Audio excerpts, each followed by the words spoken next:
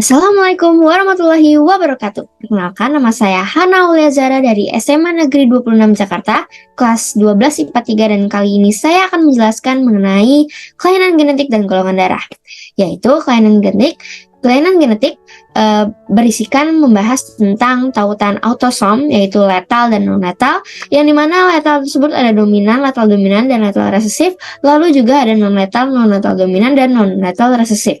Begitu juga dengan golongan darah dan non-disjunction atau gagal berpisah. Oke, langsung saja kita ke pembahasannya. Aku izin share screen ya untuk menjelaskan terkait hal tersebut. Baik, di sini bisa dilihat bahwa tautan autosom yaitu terdapat letal. Letal itu artinya mati ya teman-teman. Jadi memang meninggal. Neonatus itu meninggal. Nah, ini merupakan gen-gen yang dalam keadaan homozigot yang menyebabkan kematian. Dan di sini dibagi menjadi dua, yaitu letal dominan atau prenatal. Natal itu artinya adalah lahir. Ya, natal itu lahir. Jadi kalau pre itu berarti sebelum lahir. Maka sebelum lahir, janin tersebut atau neonatus tersebut sudah meninggal, istilahnya keguguran. Yang dimana adapun di sini kalau gennya itu A besar itu berarti letal, teman-teman. Di sini letal dominan itu di mana yang huruf besar itu merupakan letalnya atau penyakitnya itu. Jadi untuk A besar itu pasti letal, mati. Nah, kalau misalkan A besar A kecil itu penderita. Kenapa? Ini kan merupakan penyakit yang ada sebelum lahir. Jadi ketika dia membawa gen yang A besar itu merupakan dominan dan itu merupakan penyakitnya, maka dia adalah penderita. Gitu. Oke. Dan adapun juga normalnya itu A kecil. Nah, ini A kecil itu normal dan tidak letal, ya normal. Seperti manusia pada umumnya, seperti itu. Nah, di sini pun ada juga penyakitnya, itu ada brachydactyl. Brachydactyl itu jarinya pendek-pendek, teman-teman. Jadi kalau misalkan di sini kita mempunyai 3 ruas, satu jari itu 3 ruas, 1, 2, 3. Tapi kalau untuk yang pengidap brachydactyl, dia hanya 2 ruas, teman-teman. Jadi hanya seperti ini. Jarinya itu sependek-pendek ini, gitu. Nah, itu pun kalau misalkan ia mendapatkan gen A besar, itu berarti letal. Dia akan keguguran di dalam kandungan. Nah, ketika ia sudah lahir, namun memang dia memiliki gen A besar, A kecil, itu artinya dia penderita, teman-teman. Jadi kalau misalkan teman-teman melihat ada orang yang ruas-ruas jarinya itu hanya 2 ruas, itu artinya ia pengidap brachydactyl A besar, A kecil, seperti itu. Lalu ada thalassemia, darah yang tidak beraturan bentuknya. Untuk thalassemia sendiri ada thalassemia minor dan ada thalassemia mayor. Untuk yang thalassemia minornya sendiri itu masih bisa diberikan perawatan ketika lahir, gitu. Untuk thalassemia mayor itu ia merupakan penderita yang harus mencuci darahnya atau mengganti darahnya itu 120 hari. Jadi sekitar 4 bulan. Jadi setiap 4 bulan ia harus cuci darah, mengganti darahnya karena ia sendiri tidak cukup mampu untuk menghasilkan darah baru atau darah yang fresh, istilahnya seperti itu. Lalu ada Huntington. Huntington itu tidak mampu menjaga koordinasi otot. Jadi kalau misalkan teman-teman melihat ada orang yang ia selalu menggerakkan otot-ototnya tapi tidak terkendali, dia terkendali seperti ini sampai ia lelah, itu artinya ia pengidap Huntington, seperti itu. Lalu ada ayam jambul, tengkorak atas itu bolong. Nah, ayam jambul yang tengkorak atasnya bolong itu ketika kita misalkan menyayat jambulnya itu, ya langsung kelihatan otaknya, teman-teman.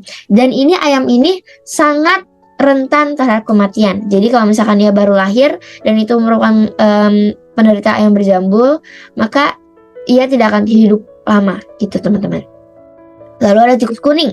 Tikus kuning itu merupakan penyakit yang dimana yang diderita tikus dan itu badannya kuning seperti ini, teman-teman. Kalau misalkan kita melihat kuning, ini merupakan contoh tikus kuning ya, teman-teman. Dan ini merupakan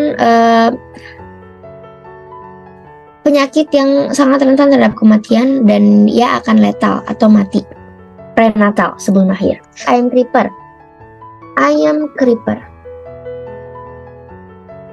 contoh ayam creeper seperti ini ya teman-teman, kakinya itu pendek dan ini gen letal. Jadi ia memang susah untuk hidup dengan lama, sehingga ia sangat rentan terhadap kematian prenatal.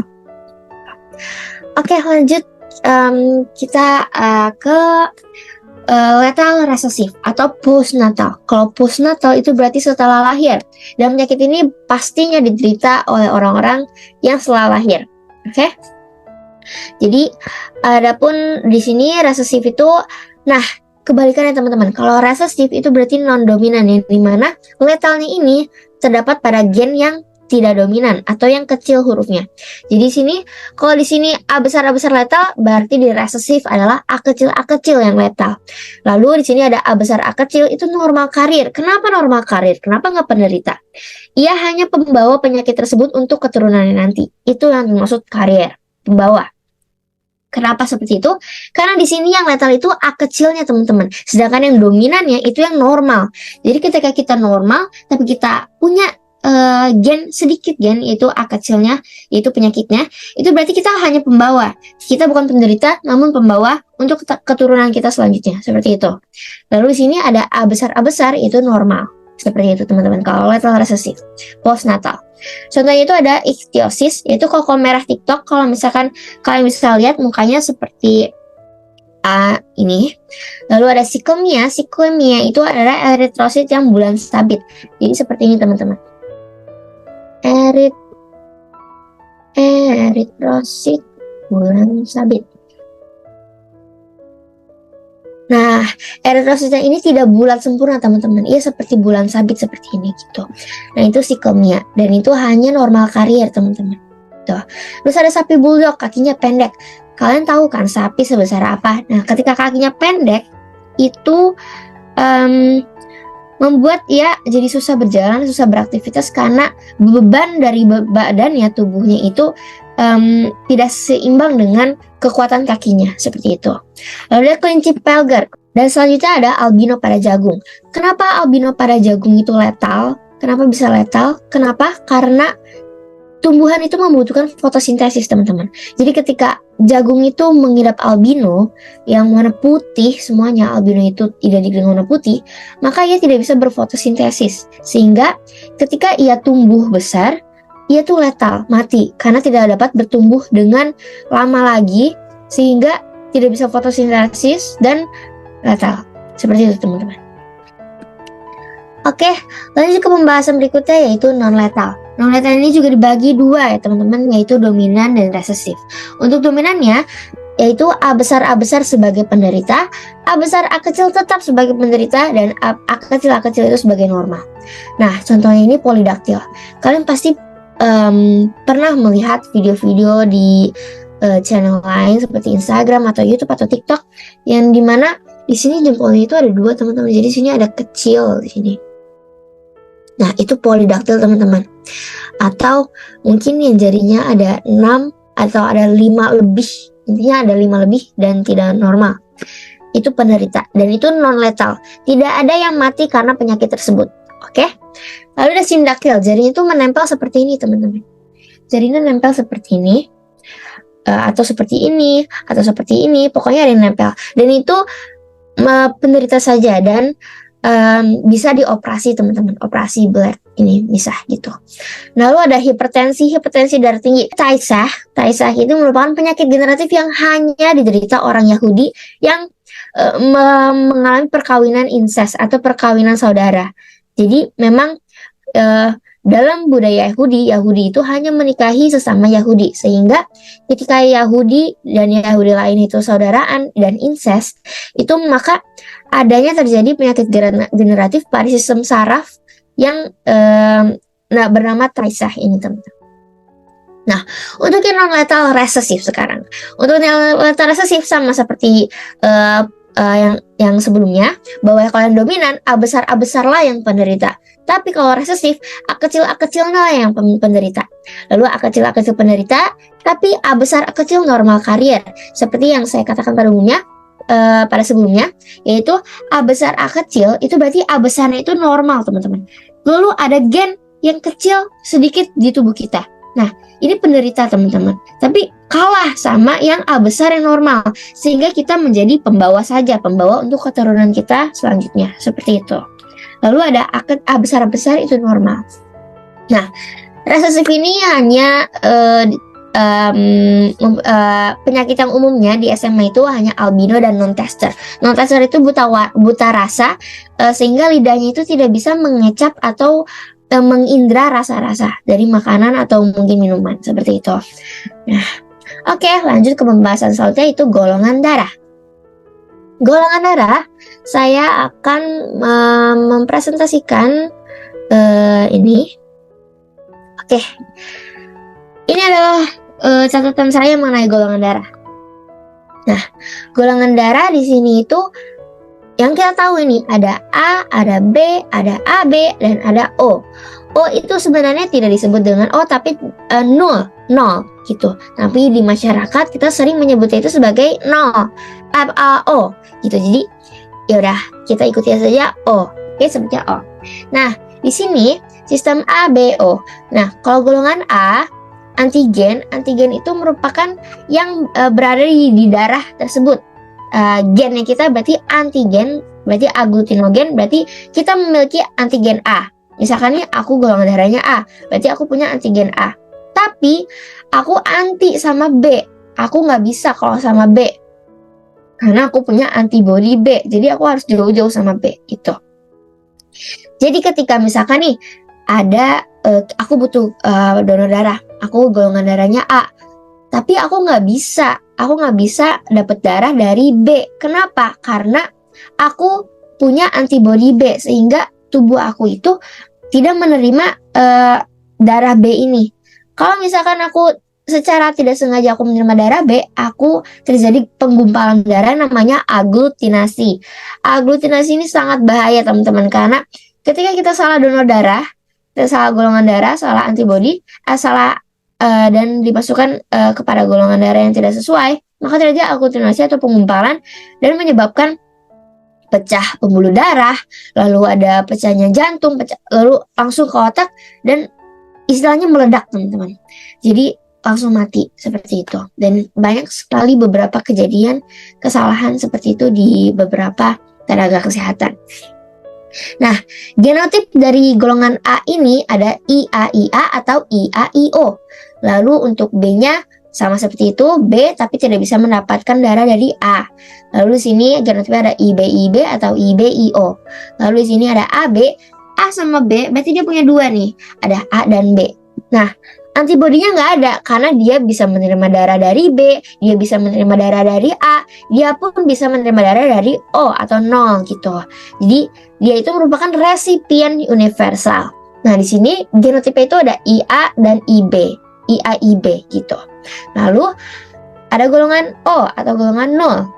Nah, di sini antigen itu nggak ada. Jadi ia merupakan pendonor universal. Dia bisa mendonorkan darah ke semua golongan darah.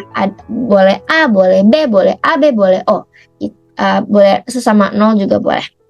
Nah, untuk antibodinya, ia tidak bisa menerima darah dari A dan B dan AB gitu. Jadi ketika O bisa memberikan darah kepada A, tapi A tidak bisa memberikan darah ke O. Seperti itu. Dan genotip itu hanyalah IO dan IO, O, 0 gitu. Oke. Nah, sekarang sistem resus nih teman-teman. Sistem resus itu ada resus negatif dan resus positif. Untuk resus positifnya itu ia memiliki antigen RHD dan antibodinya tidak ada. Nah, untuk genotipnya itu ada R besar atau R besar R kecil. Nah, lalu di sini ada RH negatif dan di resus negatif, antigen itu tidak ada, tapi antibodinya ada, anti RHD. Jadi, orang yang memiliki golongan resus positif tidak bisa mendonorkan darahnya kepada orang yang memiliki resus negatif. Tapi orang yang memiliki resus negatif bisa mendonorkan darahnya kepada yang resus positif, seperti itu. Karena ia tidak memiliki antigen. Nah, tapi kalau RH+, itu ia memiliki RHD, sehingga agak menyilang nih teman-teman, dan bisa terjadi kesalahan atau seperti aglutinasi tadi gitu. Jadi memang harus benar-benar dilihat dulu resus positif atau resus negatifnya. Untuk genotipe dari resus negatif itu hanya R kecil seperti itu.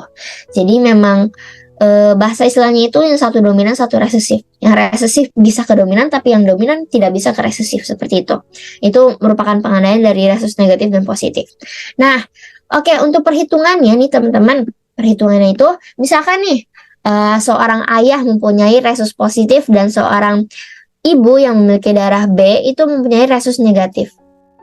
Nah, si A ini punya genotip AIA, IAIO dengan resusnya itu R besar R kecil.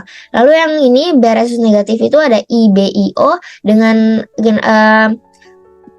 genotipnya itu R kecil. Nah, ini caranya ini teman-teman. Misalkan yang ditanya seberapa peluang anak keturunan mereka itu atau fenotipe itu bergolongan darah O. Ini kan ada O, ada O. Berarti kita tinggal kali silang aja seperti Mendel, teman-teman. Jadi sini IA dengan IB, berarti AB tuh menghasilkan anak AB. Terus IA dengan IO, IAIO, A tambah 0. A tambah 0 sama dengan A gitu. Jadi nanti akan menghasilkan anak keturunan A. Terus ada IO IB, IO IB. IB itu O tambah B itu sama dengan B gitu. Jadi akan menghasilkan keturunan B. Terus ini ada IO 0 sama 0 jadi 0. Nah, ada nih. Artinya anak yang keturunannya itu golongan darah 0 itu 1 dibanding 4 nih. Ada AB, ada A, ada B, ada O. 4 kan totalnya berarti 1/4 gitu. Nah, sekarang R-nya nih, R besar R kecil sama R kecil. Bisa di sini, R besar R kecil. Yang ditanya apa? Yang ditanya tuh R besar R kecil. Berarti R sama R besar R kecil, 2. R besar, terus R kecil, 2. Berarti ada 4.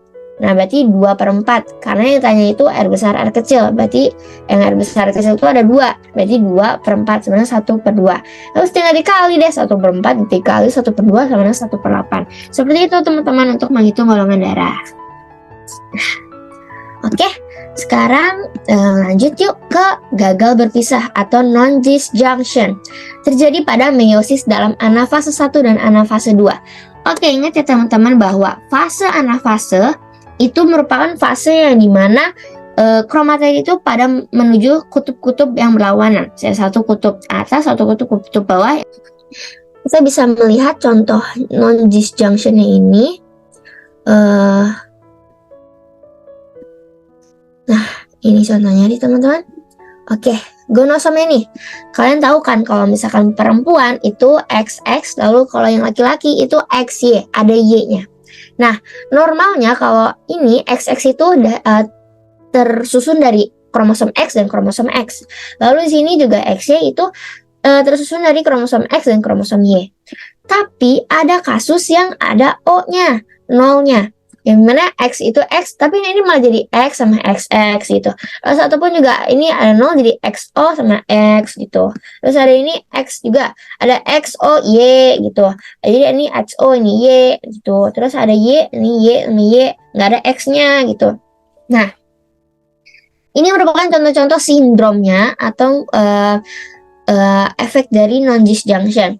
Misalkan nih XO dia itu perempuan tapi tidak ada sifat keperempuanannya karena kan perempuan itu XX, sedangkan ini kurang X-nya, artinya itu sindrom Turner. Sindrom Turner itu dimiliki oleh perempuan tapi tidak memiliki keperempuanannya. Jadi sifat kelamin sekunder itu tidak berkembang dengan baik. Nah, kenapa tidak berkembang dengan baik? Karena tidak ada kromosom yang menemani gitu. Jadi cuma X sama O. Artinya ia tidak bisa hamil, ia tidak bisa menstruasi, ya payudaranya tidak tumbuh dan sebagainya. Itu artinya sindrom Turner. Lalu ada YO. Kalau ini berarti pasti laki-laki nih, ada Y-nya, tapi nggak ada X-nya. Kalau nggak ada X-nya nggak bisa hidup. Karena kenapa? Karena Y itu ibaratkan hanya untuk penanda bahwa dia laki-laki atau perempuan. Kalau ada Y-nya berarti laki-laki, tapi kalau nggak ada X-nya itu artinya mati, langsung mati, letal. Jadi ia bukan laki-laki juga gitu. Nah, untuk XXX ini cara tahunya itu gampang banget teman-teman. Kalau XXX nggak ada Y, artinya ini hanya dimiliki oleh perempuan. Tapi lebih perempuan banget, karena perempuan itu cuma X sama X. Kalau X ada 3, XXX, ada penambahan X, berarti perempuan banget tuh. Namanya sindrom metafemale. Sindrom metafemale adalah sindrom yang dimana perempuan tersebut sangat perempuan, yaitu ciri-cirinya itu dia sangat tinggi, tapi ia itu bisa hamil, dia bisa menstruasi, dan pokoknya perkembangan kelamin sekunder itu tidak kenapa-napa. Lalu ada XXY, oh ada Y-nya, ini pasti diderita oleh laki-laki, tapi ini perempuan, ada penambahan X-nya. Karena kalau laki-laki aja XY, tapi ini ada X-nya lagi, berarti ini adalah laki-laki yang memiliki sifat keperempuanan, yaitu sindrom Klinefelter. Kenapa sindrom Klinefelter itu laki-laki yang seperti perempuan? Karena ia memiliki hormon-hormonnya perempuan, dan ia kehilangan sedikit kelaki-lakiannya. Jadi ia jakunnya tidak terlalu terlihat, tapi payudaranya terlihat seperti perempuan. Lalu ia itu mandul, tidak bisa fertil atau tidak bisa memiliki keturunan gitu. Jadi memang antara laki-laki atau perempuan, fisiknya seperti perempuan, tapi tidak bisa menjadi laki-laki yang seutuhnya seperti itu.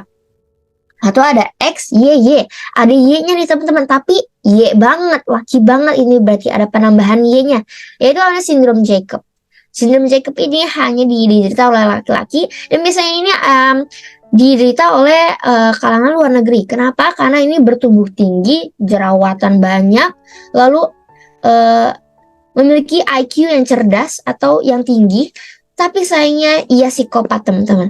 Jadi mungkin diasumsikan bahwa di beberapa penelitian ada semacam penelitian yang mengatakan bahwa mengapa angka kriminal di luar negeri, di Eropa, di Amerika, di Inggris tinggi. Kenapa? Karena adanya persebaran sindrom Jacob yang dia yang banyak gitu teman-teman. Jadi memang ia itu berbadan tinggi, laki-laki, terus berjerawat banyak, tapi dia psikopat teman-teman. Makanya angka kriminalnya itu agak tinggi kalau di luar gitu. Oke. Lanjut kita ke autosom. Tadi kan ini kan gonosom nih teman-teman. Nah, sekarang autosom. Autosom itu yang dimaksud dengan trisomi, artinya ada penambahan kromosom, kelainan kromosom tuh satu di situ. Biasanya kromosom itu kan ada 23 pasang ya teman-teman. Satu pasang itu ada 2. Jadi ada kromosom nomor 1, 2, 3, 4, 5, 6, 8 sampai kromosom nomor 23. Makanya di sini autosom itu merupakan ada penambahan di nomor-nomor kromosomnya. Ada penambahan 1. Jadi ada yang 2, 2, 2, 2, 2, 2, 2. Taunya pas di nomor 13 ada 3. Ada 3, ada 2, 2, 2, 2, 2, 2, 2 gitu. Nah, untuk penambahan kromosom yang terjadi di nomor 13 atau 14 atau 15 itu masuk sindrom Patau. Lalu ada yang penambahannya ini di nomor 16, nomor 17, nomor 18 itu merupakan sindrom Edwards. Lalu sini ada penambahan di nomor kromosom nomor 21 itu sindrom Down. Yang biasanya di kalangan itu memang sudah tidak asing lagi kata-kata sindrom Down atau Down syndrome gitu. Oke? Ya. Jadi ini merupakan penjelasan dari saya Hana Zara dari SMA Negeri 26 Jakarta mengenai kelainan pada manusia dan golongan darah dan juga gagal berpisah atau non-cisjunction. Mohon maaf bila ada salah kata maupun perkataan ataupun penjelasan. Boleh kalau misalkan ingin bertanya-tanya di kolom komentar di bawah ini. Sampai jumpa di episode selanjutnya. Bye-bye. Assalamualaikum warahmatullahi wabarakatuh.